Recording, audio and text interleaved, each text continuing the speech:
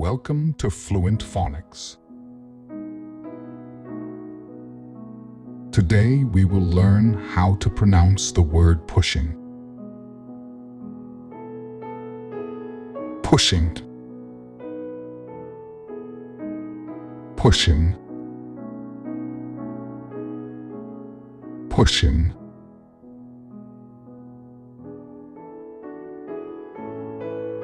Here's an example of how one might use it in a sentence. He was pushing the heavy cart up the steep hill.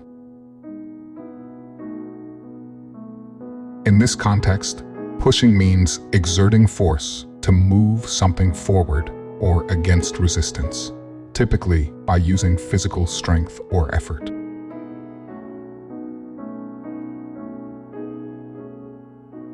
Thank you for your time. If you enjoyed this, please like and subscribe for further content.